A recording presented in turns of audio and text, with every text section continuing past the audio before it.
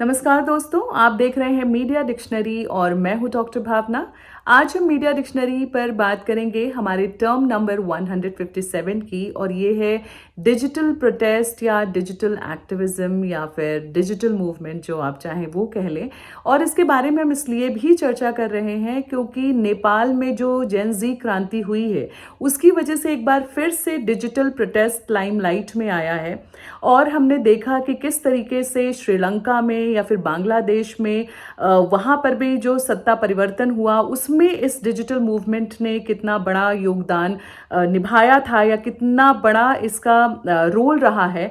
और अगर हम इसकी शुरुआत की बात करें कि डिजिटल प्रोटेस्ट की शुरुआत आखिर होती कहाँ से है, तो ये जो विजिबल हुआ, जो पूरी दुनिया के सामने एक मूवमेंट के रूप में डिजिटल टूल्स आए, वो आते हैं 2010 और 11 में मिडल ईस्ट में जो क्रांतियाँ हुई और जो नॉर्थ अफ्रीका में जो क्रांतियाँ हुई।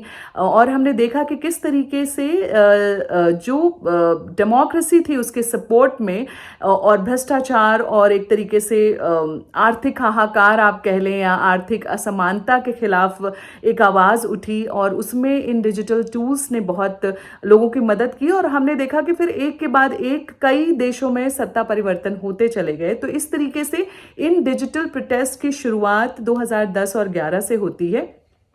तो कहीं ना कहीं सामाजिक और राजनीतिक बदलाव लाने के लिए जब डिजिटल टूल्स जैसे सोशल मीडिया, चाहे हम फेसबुक की बात करें, इंस्टाग्राम हो गया, आपका यूट्यूब है, और आपका और जो सोशल मीडिया साइट्स हैं जो बहुत पॉपुलर हैं लोगों के बीच में, जिसमें सबसे ज़्यादा जिनको लोग एक्सेस करते हैं उनका इस्तेमाल किया जाता है, ईमेल्स का इस्तेमाल किया जाता है, जहां वर्चुअल सिटिंग्स होती हैं या फिर ऑनलाइन पिटिशंस के ज़रिए जब कोई मूवमेंट किया जाता है।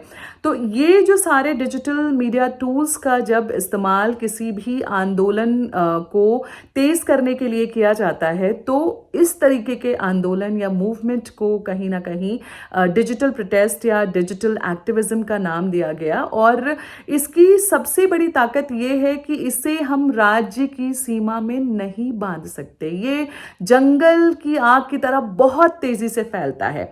तो अगर हम हैशटैग्स की बात करें जो बड़े पॉपुलर हुए हैं, पुराने कुछ जो हैशटैग कैंपेन्स की बात करें, उसमें से एक हैशटैग मी टू कैंपेन था जो सेक्सुअल असॉल्ट और हैरेसमेंट के खिलाफ पूरी दुनिया में एक बड़ा ही स्ट्रॉन्ग मूवमेंट के रूप में निकल के आया। और हमारे भी बॉलीवुड की कई इस तरीके की कहानियाँ उस हैशटैग मी टू कैंपेन के ज़रिए भी निकल के आई। वो शोषण की जो दास्तान जो कहीं ना कहीं नहीं आ रही थी सामने, वो निकल के आई। और इसी तरीके से एक और हैशटैग मूवमेंट था, हैशटैग ब्लैक लाइव्स मैटर। तो ये भी नस्लीय जो हिंसा है, भेदभाव है, उसके खिलाफ एक बहुत सशक्त आवाज़ थी इस कैंपेन के ज़रिए। और अगर अभी हम नेपाल में जो जेन ज़ी क्रांति हुई है, यहाँ पर भी दो हैशटैग्स बड़े पॉपुलर हुए हैं, एक हैशटैग नेपो बेबी और एक हैशटैग नेपो किड्स। और इसी वजह से वहाँ की सरकार ने सोशल मीडिया पर बैन लगाया।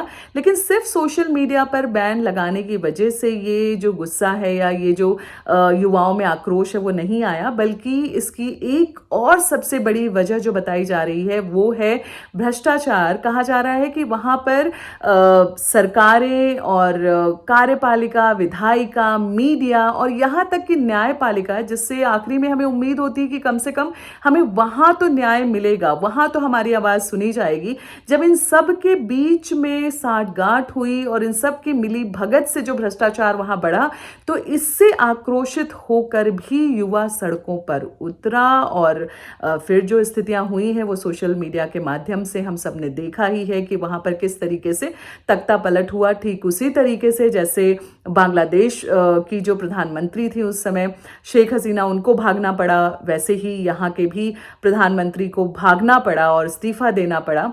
और अभी भी जो स्थितियां हैं धीरे धीरे कह रहे हैं कि अब नॉर्मल हो रही हैं, लेकिन फिर सेना ने कंट्रोल लिया। और पहले जो सेना का दमनकारी रवैया था जिसकी वजह से 24 युवाओं ने अपनी जान गंवाई और लगभग 400 के करीब युवा घायल हुए, तो कहीं ना कहीं ये जो आक्रोश था, तो ये आक्रोश युवाओं के भीतर जो था, तो उसकी वजह से नेपाल की जो ये जेंजी क्रांति इस तरीके से देखने की ज़रूरत है कि आखिर युवाओं में ये गुस्सा फूटा क्यों।